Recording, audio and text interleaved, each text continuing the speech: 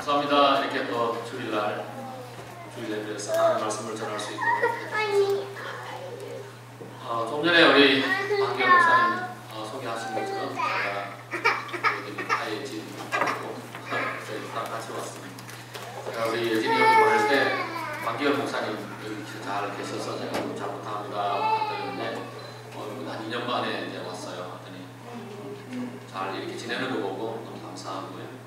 우리 목사님 사모님 잘 챙겨주시고 또 우리 성도님들께서도 저희 자녀를 잘 이렇게 챙겨주시고 사랑해 주셔서 감사합니다. 저는 불신 가정에서 태어났습니다. 제가 하나님을 모르는 가정에서 태어나서 나이가 25이 될 때까지 하나님을 모르고 살았었어요. 그러다가 군대에 있을 때 군대에서 이제 공부하는데 어떤 사람이 뒀는지 모르지만 제가 근무하는 사무실 책상에 하늘색 책을 어떤 사람이 뒀는데 나중에 그걸 읽어보니까 성경이었어요. 성경을 읽으면서 예수 그리스도께서 정말 위대한 스승이라는 것을 제가 그때 알았어요. 왜냐하면 자기에게 죄를 진 사람을 베드로가 7번 용서할까 그럴 때 무슨 7번이 무슨 소리냐, 7번에 7번의 용서. 그리고 또 죄진 여자가, 가늠한 여자가 예수님 앞으로 끌려갔을 때 예수님이 그들에게 죄 없는 자가 돌을 쳐라. 그럴 때 만약에 제가 그 현장에 있더라도 그 여인에게 돌을 칠 수 없는 그런 저도 죄인인 걸 알게 됐습니다. 그렇지만 그때 예수님을 영접한 건 아니고요. 그리고 이제 군대 제대하고 그리고 이제 하나님께서 이제 저를 이렇게 구원하기 위해서 사람들을 제 주변에 많이 보내더라고요. 나중에 이제 신구선에 이끌려서 간 곳이 이제 울산 침례교회였어요. 그곳에서 이제 제가 예수님을 영접하게 되고 신앙생활을 하고 나이가 29이 되었을 때 신학교를 갔고 신학교에 가서 신학교 갈 때 하나님께서 저에게 선교사가 되도록 그런 콜링이 저한테 있었습니다. 신학교 갔더니 이제 또 이번 자매가 선교사 된다 해가지고 다른 사람 챙기기 전에 제가 빨리 채가지고 결혼했습니다.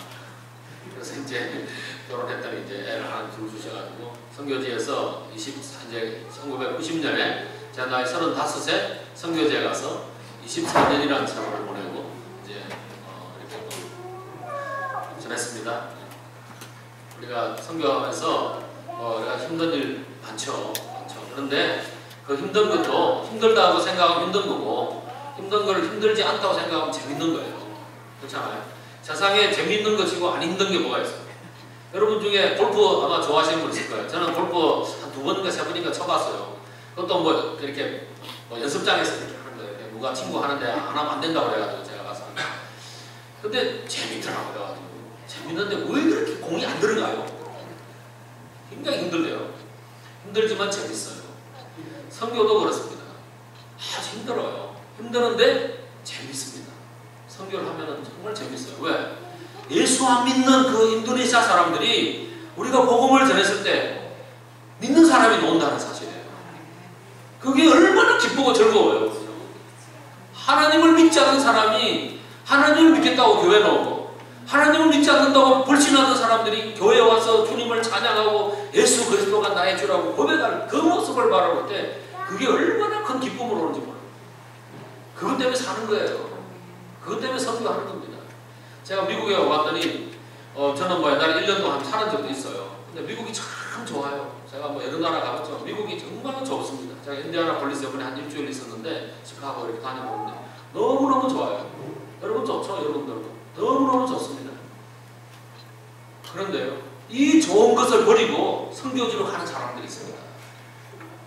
박기현 목사님도 한때 선교사가 되고 싶은 꿈이 있었다고 하시는데 아이들 때문에 아이들이 크니까 자녀들이 참 많이 그게 이제 그렇긴 한데 하여튼 미국 선교사든 한국 선교사든 이 좋은 땅을 버리고 선교지에 와서 그 열악한 곳에서 살면서 제가 아는 미국 선교사 한 명은요 아주 인도네시아 사람들 어려운 사람이 사는 그런 마을에 사는데 시장 가가지고 쇼핑하고 집에 오는데 이렇게 봉지에 이렇게 물건을 들고 차가 자기 집 앞에까지 못 들어가니까 차는 이제 바깥에다 대고 그걸 들고 골목길을 가지고 들어오는데 물건 가지고 이렇게 들어오면은 동네 사람들이 다 물어보는 거예요. 그건 뭐냐고, 그거 누구 먹을 거냐고, 자기 좀 주라고. 여러분 그런 소리 하루 들으면 괜찮은데 1년 365일 그 이야기를 들어보세요. 스트레스 안 받는가? 쇼핑을 못해요. 쇼핑을 들고 가면은 다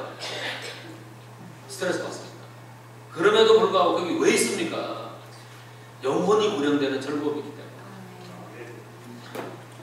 저는 인도네시아에서 여러 가지 사역을 했습니다. 교회를 개척해 보기도 하고 또 신학교에 가서 교수 사역을 20년 동안 하고 있고 지금도 뭐 신학교 교수로 있고요.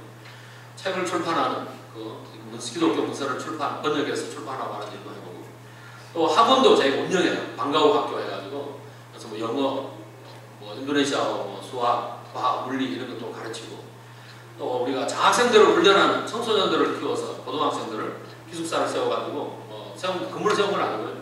하여튼 뭐 임대해가지고 기숙사도 하고 또 이제 교회도 저희가 목회를 합니다. 이런 여러 가지 사역을 하는데 그 사역 중에서 무엇이 저로 하여금 가장 기쁨을 주느냐? 교회 목회예요. 교회. 그것이 저에게는 가장 기쁨입니다. 그런데 교회를 목회하는 게 다른 일보다 가장 어렵습니다. 제일 어려운 게 목회예요. 사람이 10명이든 20명이든 100명이든 교회 목회처럼 힘든 게 없어요. 그런데 거기에 기쁨이 있는 거예요. 왜 기쁨이 있냐? 영혼이 구령되기 때문에.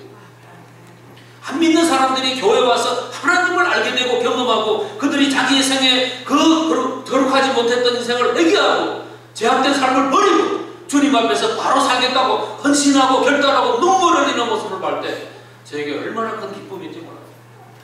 인도네시아는 세계 최대 이슬람들이 사는 국가입니다. 2억 4천만 명의 사람들이 살아요. 그런데 그 중에 85%가 이슬람들이에요. 숫자로 따지고 보면 2억이 넘어요. 세계에서 가장 많은 이슬람이 사는 사람. 그 가장 많은 이슬람이 사는 나라에 기독교회가 또 가장 많은 이슬람 국가 중에 하나예요. 인도네시아는 5가지 종교의 선택을 할 수 있는 자유가 있어요. 그래서 누구든지 종교를 가져야 돼요. 주민등록증에 종교란이 있어요. 거기에 기독교, 이슬람, 불교 적어놔야 돼요. 반드시 적어야 돼요. 그런데 기독교가 소수입니다. 소수의 기독교입니다. 그런데 이슬람이 대다수입니다. 대다수인 이슬람들이 사는 나라에 나 같으면 내가 만약에 종교를 택하라 그러면은 이슬람을 택할 거예요. 왜 그런지 아세요? 마요리타스에 들어가는 게 훨씬 낫습니다. 미노리타스보다. 소수가 얼마나 많은 핍박과 고난이 있는지 몰라요. 무슨 회사를 취직하려는데 종교가 뭐예요? 기독교. 안 돼. 대학을 가고 싶어요. 그러면 만약에 의과대학을 간다. 아니면 법대를 간다. 그런 좋은 과목을 갈 때 종교를 따져요. 기독교에는 1차적으로 제껴버려요. 이슬람 우선적이에요. 내가 군인이 되고 싶다. 일반 병사가 되는 건 좀 낫지만 장교가 된다. 그러면은 거기서 기독교에는 소수파로 분류되면서 점점 제거돼요. 대령까지는 할 수 있어요. 대령. 장교를 하는데 대령까지는 스타는 안 돼요. 스타 중에서 본인 기독교인 중에 스타가 된다는 것은 그 사람이 정말로 특별한 사람, 특별한 재능이 있고 특별한 공로를 세운 그런 사람은 스타를 합니다. 아니면은 아주 기독교가 많은 지역에서 배출된 그런 사람은 여러 가지 종교적인 이런 그런 민족적인 이런 지도 때문에 기독교인을 택해주는 경우가 있어요. 장관이 되겠다. 공무원이 돼서 내가 장관이 되고 싶다. 기독교는 안 돼요. 왜? 소수파기 때문에. 그런 불리한 사회 속에서 내가 성공하고 잘 되려면은 이슬람을 택하는 게 낫죠. 그런데 왜 그 사람들은 기독교를 택했을까요? 조상부터 내려오는 기독교인도 있지만 예수님을 구주로 영접했을 때 오는 감격, 기쁨, 영생에 대한 확신 그런 것이 있기 때문에 그들은 소수파임에도 불구하고 기독교를 택하고 교회에 와서 예배드리는 모습을 너무너무 감동이 됩니다. 저희가 이슬람들을 상대로 전도를 많이 해요. 가리지 않고 전도합니다. 교회 다니다 안 다닌 사람, 이슬람들 뭐 대상이 안 믿는 사람 다 대상인데 어떤 우리 자매 한 명이 저랑 부딪혀가지고 나는 가서 무슨 잘못한 거 없는데 혼자서 삐쳤어요. 그래도 교회는 안 나오네. 한 2년 교회를 안 나왔어. 목장에도 안 나오고. 그러더니 이제 우리 교회 목자가 그 지역을 갔다가 신방을 했는데 이 자매가 2년을 교회를 안 나가는 거예요. 나중에 이제 교회 오라고 해서 이제 교회를 나왔어. 어떻게 해서 교회를 나왔어. 근데 교회 오더니 2년 동안 교회를 안 다니면서 이 자매가 굉장한 어려움을 당했던 것 같아요. 근데 교회 와가지고 확 바뀌었어요. 사람이 확 바뀌어가지고 저한테 와가지고 저를 90도로 하고 목사님! 그러면서 얼마나 잘해주는지 몰라요, 저한테. 그러면서 이제 성경 공부 참석하라고 했어요. 그래서 이제 예수영접 모임, 생명의 삶, 생명의 못 들었구나. 다른 이제 공부를 하는데 그 공부할 때 열심히 공부를 하는 거예요. 그래서 이분이 이제 예수님을 구세주로 영접을 했어요. 그러니까 예수님을 영접하니까 구원의 감격이 있잖아요. 그 감격이 있으니까 자기 혼자서 그걸 누리기가 벅찬지 자기 아들, 자기 막 이 집안의 애들을 다 데리고 교회를 오는 거예요. 그럼 이제 그 아들 중에 한 명이 이제 결혼을 했는데 이게 이제 이슬람 자매를 막 결혼을 했는데, 근데 이 우리 교회에 오는 자매가 이름이 모니카라는 자매인데, 모니카 자매가 너 우리 아들하고 결혼하려면은 교회 나가야 돼, 예수 믿어야 돼, 이렇게 강조하는 거예요. 근데 이 자매가 자기는 집안이 다 이슬람인데 교회를 가고 뭐 예수 믿으라니까 이게 뭐 발짝 나다빠질 이야기예요. 고민하다가 자기 부모님한테 가서 상의를 한 거예요. 내가 지금 어떤 남자를 좋아해가지고 결혼을 해야 되겠는데 어떻게 좀 기독교인식으로 예배를 교회를 가야 된다면 어떡하냐고. 그랬더니 그 아버지가 바라기를, 옛날에 내가 사실은 네 엄마랑 결혼하기 전에 나 기독교인이었다. 근데 네 엄마랑 결혼하는데 조건이 이슬람이어야 된다고, 이슬람처럼 자기가 이슬람을 개종했대요. 근데 이게 지금 자기 자식 때 와가지고 반대로 된 거예요. 자기 딸은 결혼하려니까 기독교인이래. 야, 그러니까 아버지가 이제 고민하더니 자, 옛날에 뭐 자기가 기독교인이었기 때문에 이슬람을 개종하는 데대한 마음이 찔림도 있겠죠. 그러니까 뭐 남편이 원하는데 뭐 그럼 해야 되지 않냐, 뭐 결혼해서 한번 네가 네 남편하고 살아야지. 그래가지고 이슬람인 이 자녀가 기독교인하고 결혼하는 걸 허락해 줬어요. 그래가지고 이제 결혼을 했네요. 그래가지고 이 모니카 자매가 그 며느리를 딱 데리고 그냥 교회로 딱 온 거예요. 이제 이슬람 사람들이 이제 교회 오면은 낯설어요. 이슬람 사원은요, 들어갈 때 신발 벗고 들어가야 돼요. 그 다음에 손 닦고 발 닦고 얼굴 닦고 또 이제 몸의 중요한 부분도 닦고 이렇게 들어가요. 가서 이제 무릎을 꿇고 이렇게 기도하는데, 교회 오면 다 이렇게 의자에 앉잖아요. 신발도 신고 들어가고. 그리고 이슬람들은 기도할 때 이렇게 뭐 손을 이렇게 들고 알라흐 기도하고 이제 마지막 기도 다음 날에 이제 얼굴을 이렇게 닦아요. 기도할 때 눈을 감고 기도를 합니다. 이슬람들은. 우리는 기독교인들은 기도한다고 그러면 다 이렇게 낯설죠. 이게 이슬람들이 하려니까 낯설잖아요. 신발 벗고 들어가야 되는데 성전에 들어가면 신발을 신고 들어가는 자체가 벌써 마음이 불안한 거예요. 신발 벗어야 되는데 안 벗고 있으니까 불안하죠. 근데 기도하는데 다 이렇게 기도하네 또. 뭐 찬양을 하고, 이슬람들은 뭐 찬양 같은 거 잘 안 하고 막 찬양하면서 막. 근데 이 자매가 첫날 드리는 예배에서 은혜를 받았어요. 왔는데 막 찬양을 부르는데 갑자기 눈물이 나더라고요. 그러나 나중에 이제 자기가 시어머니가 막 강요해서 교회를 가는 게 아니라 자기 마음에서 우러나서 이제 교회를 오기 시작합니다. 그 남편이 일이 있어가지고 교회를 안 가더라도 이 자매가 교회를 오는 거예요. 나중에 이제 결혼한 지 1년 좀 지났는데 애가 생기고, 결혼하면 정상적인 남녀라면 애가 생겨야 되잖아요. 애가 안 생기고 나중에 고민을 하는 거예요. 나중에 이제 교회에 와가지고 하나님, 당신이 살아계시면은 내 기도를 하나 좀 들어주십시오. 내가 좀 임신을 좀 해야 되겠는데 하나님 제 기도를 좀 들어주십시오. 기도했네. 그렇게. 그리고 기도하고 난 뒤 얼마 안 돼가지고 임신을 턱 했어요. 턱 하니까 이게 기도 응답이잖아요. 안 믿습니까요? 기도 응답이에요? 아니면 저절로 된 거예요? 기도 응답이에요. 기도 응답. 그래가지고 이 자매가 감동을 받는데 또 하나님이 자꾸 기도 응답해 줬다고 얼마나 교회를 했을까. 그래가지고 애를 낳았는데 얼굴 달덩이같이 입고 낳았더라고요. 그래가지고 막 신앙이 들어간다는 거는 기도가 응답받으면요 신앙이 작아. 우리가 어떻게 하나님을 알 수 있어요? 우리의 기도가 응답될 때 하나님을 경험합니다. 할렐루야. 우리 인생에서 가장 많은 일을 우리 할 수 있습니다. 그런데 무엇이 가장 중요할까요? 오늘 마태복음 28장 18절에서 20절 말씀에 예수님은 이 세상을 떠나면서 하늘나라로 가시면서 마지막 유언을 하셨어요. 유언이라는 것은 그 사람이 살아있는 동안에 마지막으로 하는 말에 가장 중요한 것이 실려있는 것이 바로 유언입니다. 그래서 법적으로 유언장을 만들고 그 죽기 전에 또 고치지 않습니까? 그리고 그거는 밀봉해서 변호사한테 맡겨놓고 돈 있는 사람이 아니에요. 우리같이 돈 없는 사람은 유언장도 없어요. 근데 이제 그 유언장을 쓸 때는 이 내가 갖고 있는 재산은 어디에 있고 누구한테 얼마 주고 다 적어놨잖아요. 근데 그거를 이제 공개할 때 이게 가장 중요한 거니까 이거를 이제 소중하게 보관하는 거예요. 그래서 한국에서는 어떤 목사님들은 그런 이야기를 좀 재산 있는 장로님이나 권사님한테 그러네요. 그 유언장 죽기 전에 절대 공개하지 말라고 그래요. 그 다음에 당신 살아있는 동안에는 절대 재산을 자식한테 주지 마라. 그렇게 말해요. 왜? 물질이라는 게 사람을 마음을 바꿔요. 친자식, 친부모 그런 가진 이야기. 하여튼 뭐 유언을 했다는 것은 굉장히 중요하다는 것이. 그 중요한 것에 뭐가 들어있을까?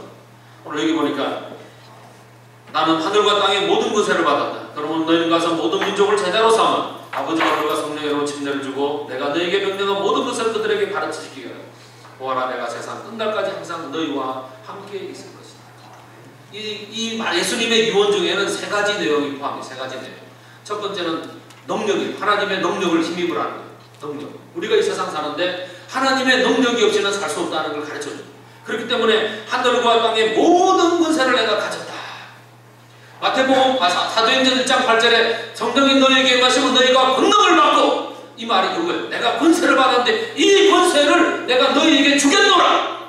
마태복음 10장 1절에서 예수님이 제자들에게 너희가 다니면서 이 마을을 다니면서 그 귀신을 쫓고 하나님의 말씀을 전할 때 놀라운 역사가 일어나는 권세를 주겠다고 했습니다.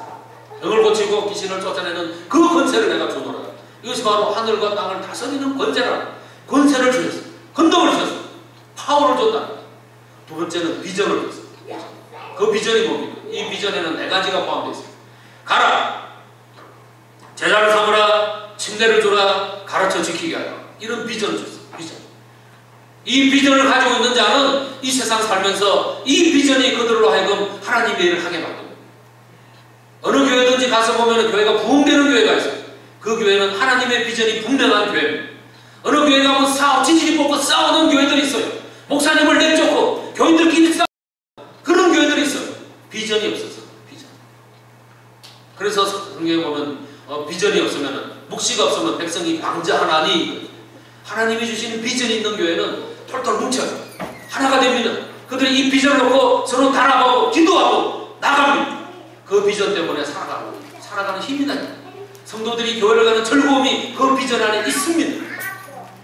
옛날에 정치가들은요, 나라를 하나로 만들기 위해서 외국하고 전쟁을 합니다.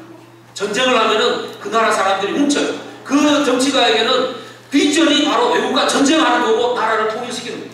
지금 일본이 말이에요, 극우주의자로 바뀌고 아베노믹스라 해서 하는데 그 사람이 쓰는 방법이 옛날에 독재자들이 썼던 방법과 똑같은 겁니다. 외국을 공격해요. 자기 나라 침략한 적이 없다. 왜 한국을 그런 식으로 하는 이유가 뭐냐? 자기 나라 사람들을 단결시키는 거예요. 적을 만들어내는, 외부의 적을 만들어야지 내부의 사람들이 뭉쳐져요. 그런 나쁜 방법을 하는 거고, 우리가 교회에서 하나님의 말씀으로 뭉쳐지고 하나님의 비전으로 뭉쳐진다면 이 교회는 어떤 일을 할 수 있습니다. 할렐루야.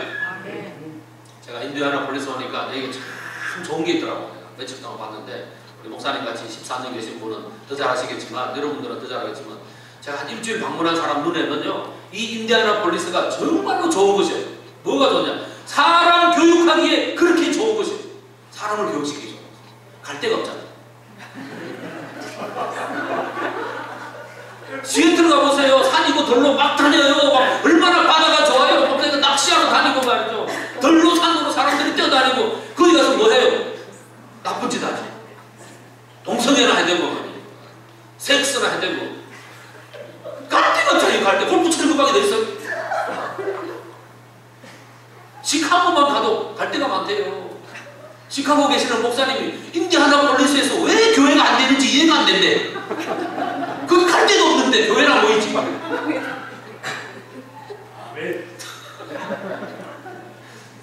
제가 동의하십니까? 이곳에서 학교 사회하면 좋겠다. 요즘 한국의 학교 교육이 망고졌어요. 미국에 보내려고 하는데 미국 갔더니 미국 가서 또 망고져요. 애들이. 왜? 관리하는 시스템이 안 좋으니까. 애들을 갖다가 그냥 보내놨는데 엄마가 와서 기러기 아빠 보내고 기러기 엄마가 있는데 애들이 관리가 안 되잖아. 이곳에서 집 하나 져가지고 이렇게 기숙사 정하고 한국에서 자기들 돈 내가 다 요즘 한국에 돈이 넘쳐요. 애 공부시킨다고 그러면요, 막 사교육비가 막 엄청납니다. 제가 우리 예진이 여기 보내보니까 정말로 좋은 것 같아요. 여기 기독교 학교들도 좋고, 얼마나 도시가 좋고, 경치도 좋고. 애들 공부시키기 너무 좋아요. 제가 인도네시아 사라디카가 인디애나폴리스처럼 갈 데가 없는 데예요. 도시 조그마한 도시고, 사람들이 많지 않아요. 그래서 제가 거기서 기숙사를 세웠어요. 애들, 인도네시아 있는 애들한테 강구해가지고, 기독교 우리 교회들, 목사님들이나 강구해가지고, 사라디카로 보내달라. 내가 그 잘 교육시켜서 당신네 교회 지도자로 만들어주겠다고 내가 그랬어. 그랬더니 사람들을 보내줘. 근데 똘똘한 애들이 안 오네요. 꼭꼭 뽑았더니 그냥 막 몇 명 이렇게 오는데, 아이고, 그것도 제가 한 12명씩 받으려고 그랬는데, 아이고, 사람들이 안 와요. 또 왔는데도 관리하기가 너무너무 힘들어요. 딱 맞게 4명, 3명. 그것도 힘들어요. 근데 그 중에서 알짜배기가 녹이 시작합니다. 알짜배기. 정말 하나님의 백성 다 말씀으로 우리 동영상 잠깐 하고 보겠습니다. 제가 인도네시아에 사는 사역 좀 한번 좀 아데사라고 되어 있는데 그거 좀 저희가 장학 사역입니다.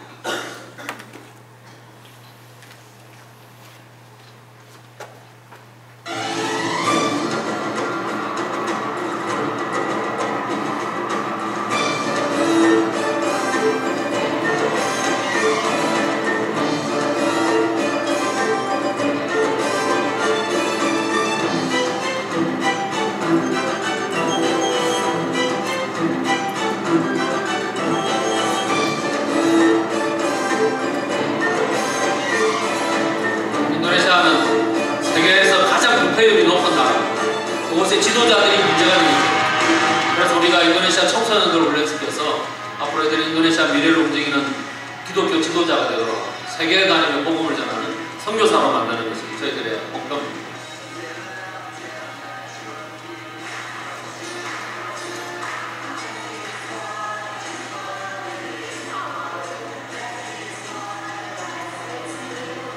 여기 앞에 빨간 옷 입은 학생이 정말로 아주 하나님 앞에 준비된 아주 귀한 영혼인데요. 우리 아이들은 영적인 면에서 5가지를 가르치는 영적인 면, 그 다음에 지적인 면, 사회적인 면, 봉사, 그리고 책임감 5가지를 나눠서 체력하고. 그래서 방과후 학교를 우리가 하게 되고요.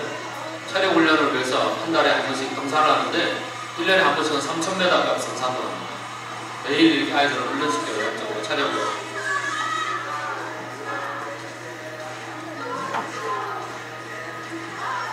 군대 PT 제도 1번입니다. 군대 감독부를 마실 텐데 여기가 이제 1800m 산인데요. 인도네시아는 산이 많아요. 그래서 좋은 산도 많고 경치도 아주 아름답습니다. 여기가 이제 3200m 산 몽우리에 올라갑니다.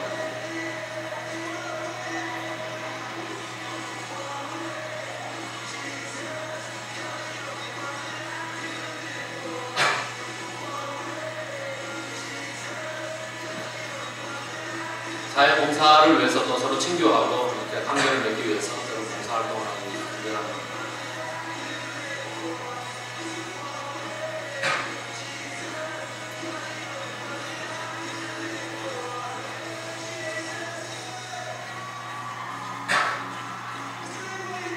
봉사도 그냥 가는 게 아니라 그곳에 봉지도로 가서 쓰레기 주우러 갑니다. 봉사도 하고 청소도 하고 책임감을 해서 이제 재정 사용에 대해서나 시간 관리, 물질 관리 이런 걸 가르칩니다.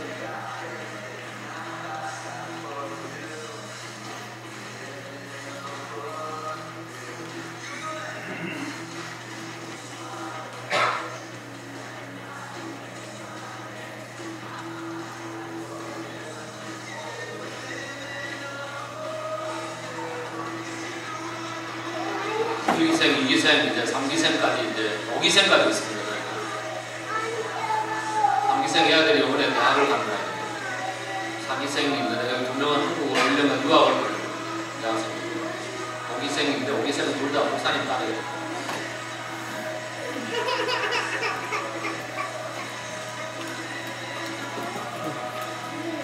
아데사라는 것은 다니엘 레스터 장학금 목사.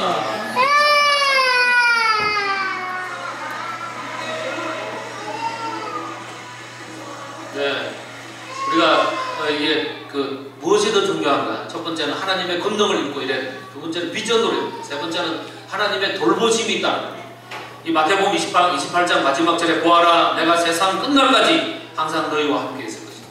하나님의 비전을 가지고 일하는 자들, 그 가운데서 제자를 삼고 주님의 제자를 만들기 위해서 복음을 땅 끝까지 전파하는 그들에게 하나님이 나와 너와 함께 하신다고 말씀하셨습니다. 저희가 이 장학생 사역, 여러 가지 사역을 하면서 가장 중요한 것이 교회를 세우는 것이었어요. 교회. 이 교회 안에 하나님의 복음이 전도되는 놀라운 일들을 교회를 통해서 하신다는 겁니다.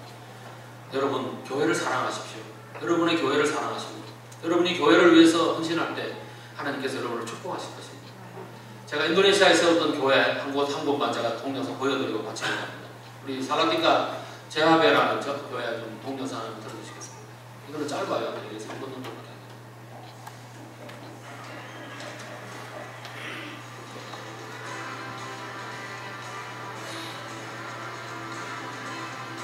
하나님께서 저 건물을 우리가 사도록 해주셨어요. 저희 집에서 교회가 시작되었는데 저기 예진이 어렸을 때 모습이거든요. 2004년 1월달에 우리가 교회를 개척했는데 해를 거듭할수록 하나님께서 구원받을 영혼들을 저희들에게 보내주셨어요. 이렇게 사람이 늘어나니까 하나님께서 건물을 주시더라고요. 인도네시아 우리 교회들은 재정 능력이 별로 없습니다. 하나님께서 인도네시아에 있는 사업가들을 통해서 헌금해 주시고 미국에 있는 교회들, 한국 교회들을 통해서 헌금을 보내주시면서 온 건물을 하나님 갖도록 해주셨어요. 그래서 바로 영혼이 부령되는 교회이기 때문에 저희는 다른 교회에서 이동해 오는 것을 막았어요. 처음 개척할 때부터 우리 탈라티카에 있는 사람들 중에서 다른 교회 다니는 사람은 저희 교회를 오지 못하도록 했어요. 그래서 오로지 우리는 전도에서 한 사람 한 사람 전도해서 세운 거예요. 그렇지만 이제 다른 지방에서 이사 오는 사람들 우리가 받아들였어요. 대부분이 저희 교회 와서 예수님을 영접하고 침례받은 사람입니다. 그래서 지금은 13개의 목장, 아이들까지 합쳐서 13개의 목장이 저희 교회에 있습니다. 저희는 목장이라는 말을 그대로 쓰고 있습니다. 목장마다 인도네시아에 있는 현지 목회자들이나 선교사들을 후원하고 있습니다.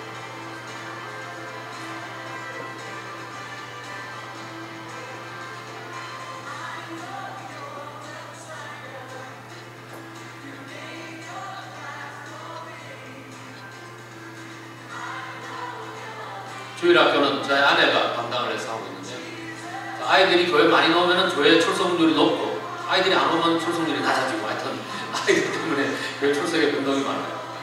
근데 대부분이 그 초신자들이라 마을 행사에서만 안 오고 막 그래요 사람들이. 하나님이 저 땅을 사도록 해주시고 건물을 다시 이제 고치고 뒤에는 4층으로 된 교육관을 지금 세우는 중에 있습니다.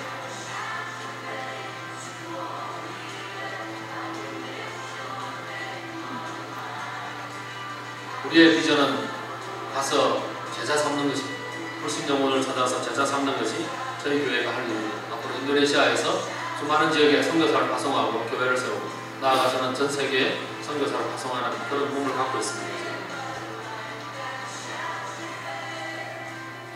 이 기독교 선교 역사에 보면은 진젠돌프라는 사람이 있습니다. 진젠돌프. 그 사람이 이 윌리엄 캐리나 허드슨 테일러 같은 위대한 선교사를 이렇게 영향을 준 사람인데 진젠돌프.